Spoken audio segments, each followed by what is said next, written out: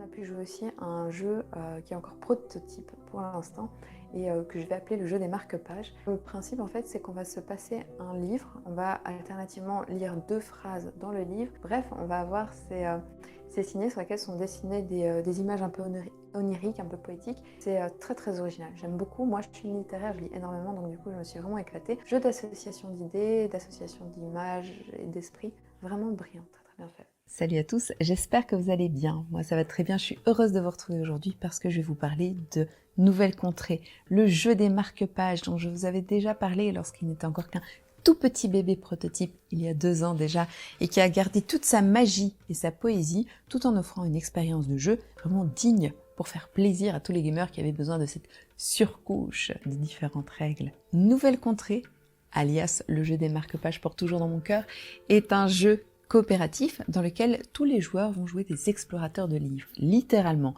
puisque vous allez prendre n'importe quel roman de votre bibliothèque, qu'il s'agisse de Dune, de Bob Moran, d'Harry Potter ou même de Twilight, ça fonctionne avec absolument tous les styles de livres du moment que c'est un roman. Vous prenez donc ce roman et vous allez l'explorer pour essayer d'en trouver le sens caché. Le sens caché qui se trouve sur une cité perdue, glissée un petit peu avant la fin du livre, et vous allez installer votre camp de base au début de ce livre. Le camp de base, c'est ce signet qui représente une petite tente et un petit feu de camp. C'est l'endroit où se réunit l'ensemble du groupe, et puis l'explorateur, un joueur désigné ou auto-désigné, un joueur qui a envie de lire en tout cas, va décider de prendre le livre, d'avancer de quelques pages, autant de pages qu'indiquées sur le signet de l'exploration, qui indique un petit chiffre. Il va avancer, il va lire les 6 premières lignes qu'il a sous les yeux. À ce moment-là, quand il lit ces lignes, les autres joueurs vont devoir essayer de comprendre l'intention du lecteur. Parce que, après sa lecture, le lecteur, l'explorateur, va choisir parmi 4 signets qui sont des directions nord, sud, est, ouest.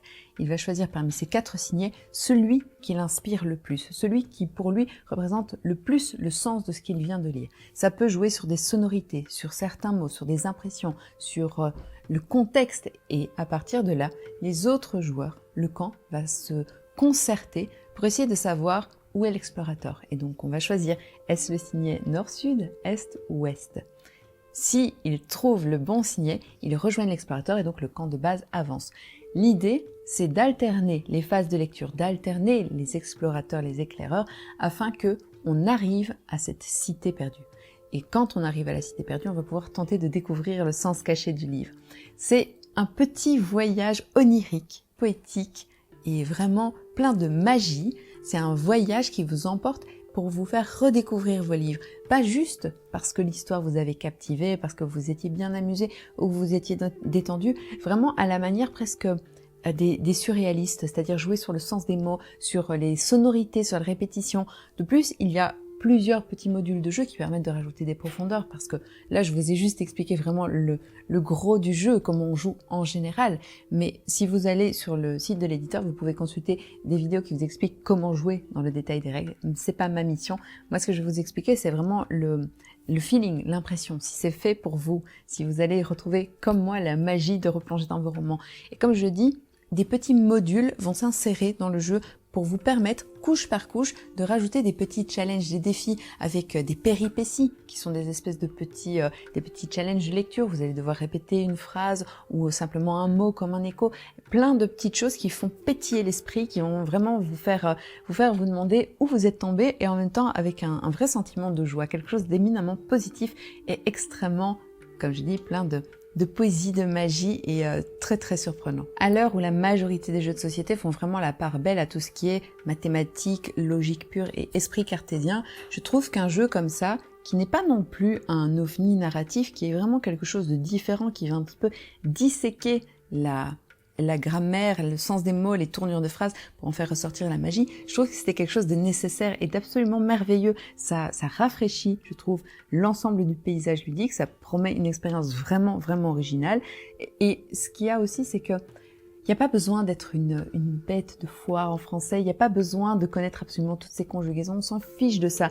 Non, ce qu'on veut, c'est vraiment jouer sur comme je le dis, sur la sonorité, sur les expériences, sur les contextes, sur les doubles sens des mots, et avoir cette espèce de petit jeu malin et en même temps un peu onirique qui qui fait vraiment rêver avec une très très belle thématique puisque c'est bourré de jeux de mots avec les explorateurs, t'explorateurs, le guide lexi local, etc. C'est vraiment tout un ensemble de petits jeux de mots et de l'esprit vraiment agréables et tout à fait magiques. Voilà, si vous ne l'avez pas encore compris, moi j'avais déjà été tout à fait charmée quand j'y avais joué alors que ce n'était encore qu'un tout petit prototype, encore loin de ce qu'on a là devant les yeux, et de le voir maintenant, grand, dans sa belle boîte, ça fait quelque chose. C'est vraiment extrêmement chouette, j'y ai pris beaucoup de plaisir et j'espère vraiment que ça vous aura donné envie, que vous-même vous aurez envie de tenter cette expérience, que ce soit avec vos amis, vos proches ou même avec des gens que vous connaissez pas dans une soirée jeu ou un festival. Vous allez voir, il y a quelque chose qui se passe qui est définitivement magique et qui est absolument pas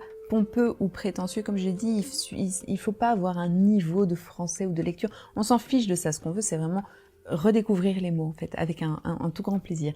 En tout cas, j'espère que mon expérience, que mon partage d'expérience vous aura donné envie de jeter un œil à ce jeu.